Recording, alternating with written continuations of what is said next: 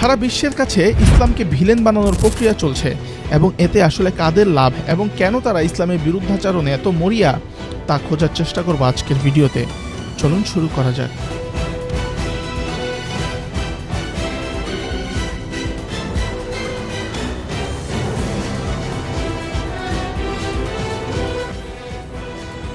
ইসলাম শব্দের অর্থ শান্তি, তবে শুধু আক্ষরিক অর্থে নয়। ইতিহাসের পাতা উল্টালেই দেখা যাবে মানব সমাজের শৃঙ্খলা, ইনসাফ এবং সামাজিক ন্যায় প্রতিষ্ঠায় ইসলাম এক অনন্য ভূমিকা রেখেছে। কিন্তু আজ একই ধর্মকে ঘিরে পুরো বিশ্বজুড়ে চলছে ভয়, ঘৃণা ও অপপ্রচারের সুনামি। কিন্তু কেন? কারণ ইসলামের আলো দ্রুত বর্ধনশীল। রাতের আধারে রাজত্ব করা বাদুড়েরা এই আলো সহ্য করতে পারে না। তারা মিথ্যা এবং প্রোপাগান্ডা দিয়ে সত্যকে কলঙ্কিত করতে চায়। তারা কোরআনের সেই আয়াতকে ভয় পায় যেখানে আল্লাহ তাআলা ঘোষণা করেছেন, ওয়াকুল জাআল হক ওয়া যাহাকাল বাতিল ইন্নাল বাতিলা কানা যাহুকা। যার অর্থ হলো, আর বলো সত্য এসে গেছে এবং মিথ্যা বিলুপ্ত হয়েছে। মিথ্যা তো বিলুপ্ত হয়েই থাকে, সত্যকে বেশি দিন মিথ্যা দিয়ে দমিয়ে রাখা যায় না।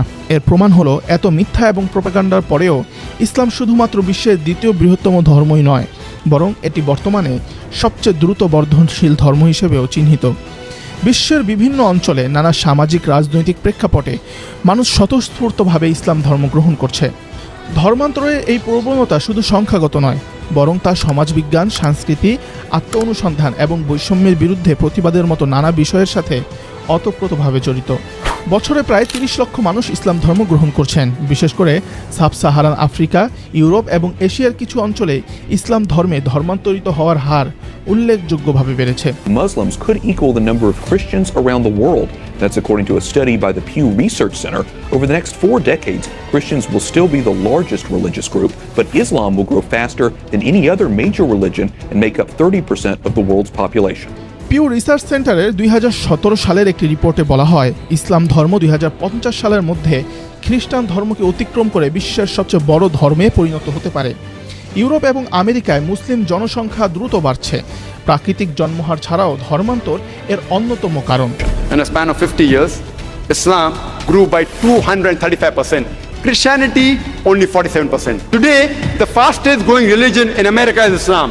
The fastest growing religion in UK is Islam. I'm asking the question that which Muslim is forcing the Europeans to accept Islam? যুক্তরাজ্যে প্রতি বছর প্রায় ৫,০০০ লোক ইসলাম ধর্ম গ্রহণ করে।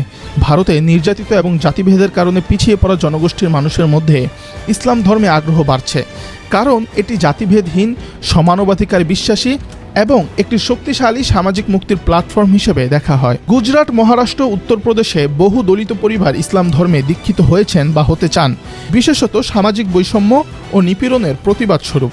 এছাড়াও ইসলামের প্রতি আগ্রহের মূল কারণগুলোর মধ্যে রয়েছে মানবজাতির মানবাধিকারে বিশ্বাস, একশ্বরবাদী ও সরল আধ্যাত্মিকতা, জীবনের শৃঙ্খলা ও উদ্দেশ্য খোঁজার সুযোগ এবং সাংস্কৃতিক বা সামাজিক নিপীড়নের বিরুদ্ধে প্রতিবাদের সুনির্দিষ্ট নীতিমালা। ভারতবর্ষের হিন্দু সমাজ হাজার বছর ধরে এক ভয়াবহ জাতিভেদ প্রথার বৃত্তে আবদ্ধ। এক শ্রেণীর মানুষ জন্মগতভাবে পুরোহিত, আরেক শ্রেণী তাদের পায়ের নিচে। এই শোষণমুখী কাঠামোর বিরুদ্ধে বহু দলিত সম্প্রদায় আশ্রয় নিয়েছে ইসলামে, কারণ ইসলাম মানুষের মূল্যায়ন নির্ধারণ করে তাকওয়ার ভিত্তিতে। কুরআনুল কারিমে ইরশাদ হয়েছে, ইন্না আক্রমাকুম ইনদাল্লাহি আতকাকুম, আল্লাহর কাছে তোমাদের মধ্যে সবচেয়ে মর্যাদাবান সেই ব্যক্তি যে সর্বাধিক মুত্তাকি। এ কারণেই হয়তো ডক্টর বাবা সাহেব আম্বেদকর বলেছিলেন, আমি হিন্দু হিসেবে জন্মগ্রহণ করেছি কিন্তু হিন্দু হিসেবে মরব না। তার ভেতর হয়তোবা সেই হাজারো বছরের দলিত আর্তনাদই ছিল। অথচ বিশ্বের গণমাধ্যমে ইসলামপন্থীদের চিত্রায়ন প্রায় একরকম, গোলাগুলি, সন্ত্রাস, নারী নির্যাতন, পশ্চাৎপদতা। অথচ এসব প্রচার ইসলামের মূল আদর্শের বিপরীত। বরং চোখ এবং বিবেক সজাগ রাখলে আপনি এর সাথে বাস্তবতার কোনো মিল খুঁজে পাবেন না। ২০১৬ সালে টাইমস অফ ইন্ডিয়ার এক প্রতিবেদনে উল্লেখ করা হয়, ২০০৯ থেকে ২০১৪ সালের মধ্যে ভারতে মুসলিমদের বিরুদ্ধে প্রায় ৮৮৫টি ফেক টেরর কেস দায়ের করা হয়, যার অধিকাংশই ছিল ভিত্তিহীন। অন্যদিকে পশ্চিমা মিডিয়ায় জিহাদ শব্দটি আজ যেন আতঙ্কের প্রতীক, অথচ জিহাদের মূল অর্থ আত্মসংযম, আত্মসংস্কার এবং ন্যায়ের পথে সংগ্রাম।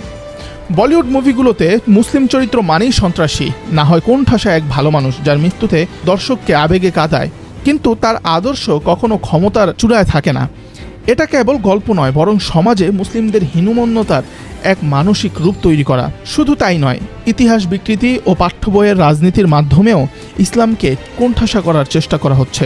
এক সময়কার জ্ঞান, সভ্যতা ও স্থাপত্যের নেতৃত্ব দেওয়া মুসলিম শাসকদের ইতিহাসে এখন পেশ করা হয় বর্বর, দখলদার এবং ভিনদেশী হিসাবে। পাঠ্য বইয়ে বাদ পড়ে যায় ইবনে সিনা, আল বিরুনি, আল ফারাবিরা। বাদ পড়ে যায় মুঘলদের প্রশাসনিক দক্ষতা বা বাংলার স্বাধীন নবাবদের আত্মত্যাগ। বাংলাদেশে ইসলামের মূল সমস্যা হচ্ছে আত্মপরিচয়ের দ্বন্দ্ব। আমরা কে, বাঙালি নাকি মুসলিম? এই প্রশ্নটা এখন অস্তিত্বের। ধর্ম আমি যে কোনো সময় পরিবর্তন করতে পারি, আমার এথনিসিটি আমি কখনো পরিবর্তন করতে পারি না। আমার ধর্ম আমি যে কোনো সময় পরিবর্তন করতে পারি, আমার এথনিসিটি আমি কখনো পরিবর্তন করতে পারি না। আমি 1000 বছরের বাঙালি, আমার পরিচয় দিব, আর আমি আগে মুসলমান বললে তো ওই আবার পাকিস্তানে ফিরে যেতে হচ্ছে। একদিকে ইসলামোফোবিক রাজনীতি, অন্যদিকে মডারেট মুসলিম হবার চাপ। পাঠ্য বই থেকে ইসলামিক ইতিহাস গায়েব, গণমাধ্যমে ধর্মের চর্চা ঠাট্টার বস্তু, আর নামাজি তরুণ মানেই যেন রেডিক্যাল। সাম্প্রতিক বছরগুলোতে দেখা গেছে যে যত ধার্মিক সে তত সন্দেহজনক, অথচ ইসলামের শিক্ষা তো সমাজ বিনির্মাণের শিক্ষা, পালায়নের নয়। ফলে আমাদের যুব সমাজদের মাঝে যদি ধার্মিক দেখা যায় তাহলে আমাদের প্রাউড ফিল করার কথা, অথচ আমাদের ব্রেনকে এভাবে ওয়াশ করা হয়েছে যেন ধার্মিক মানুষ মানেই সে কোনো সন্দেহভাজন অথবা পশ্চাৎপদ ব্যক্তি। আর সমাজে জিহাদ শব্দের অপব্যাখ্যা ও ইসলামের প্রকৃত দর্শন নিয়ে একটু কথা না বললে ভিডিওটা অসম্পূর্ণ থেকে যাবে। জিহাদ মানেই সন্ত্রাস নয়, বরং জিহাদ মানে নিজেকে সংশোধন, সমাজকে অন্যায়ের বিরুদ্ধে সচেতন করা এবং নিপীড়নের বিরুদ্ধে অবস্থান নেওয়া। রাসূল সাল্লাল্লাহু আলাইহি ওয়াসাল্লাম ইরশাদ করেছেন, তোমাদের মধ্যে সর্বোত্তম জিহাদ হলো জালিম শাসকের সামনে সত্য কথা বলা। যাই হোক, শেষ কথা হলো ইসলাম মানে শান্তি, সম্মান এবং প্রতিরোধ। যারা ইসলামকে ভয় পায় তারা আসলে ইনসাফকে ভয় পায়।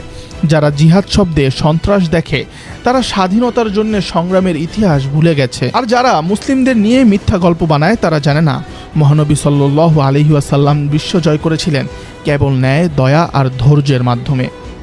আমরা যদি সত্য জানতে চাই তাহলে মিডিয়া আমাদেরকে যা দেখায় সেটা বিশ্বাস করলেই হবে না।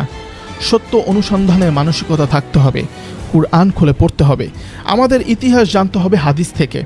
আজ মুসলিম নামধারী যেসব মানুষেরা ইসলাম ধর্মের বিরোধিতা করে তারা মূলত কুরআন হাদিস জানে না বা পড়ে না। আসাদ নূরের মতো নাস্তিকেরা কখনো বলতে পারবে না যে আমি পুরো কুরআনটা নিয়ে গবেষণা করেছি তারপর ধর্মের বিরোধিতায় নেমেছি। তারা না জেনে, না পড়ে এবং স্টাডি না করেই ধর্মের বিরোধিতা করে। তাই কোনো বিধর্মী বা ধর্মীয় লেবাসে ধর্মের অপব্যাখ্যাকারীর ব্যাখ্যাকে গ্রহণ করার আগে সেটা নিয়ে নিজেও গবেষণা করবেন। রাসূলের আদর্শ আমাদেরকে জানতে হবে হাদিস থেকে। তাহলেই আমরা বুঝবো কেন সাধারণ কোনো ধর্মের নাম নয় ইসলাম। ইসলাম এক সত্যের নাম, এক ভালোবাসার নাম, এক মুক্তির পথ।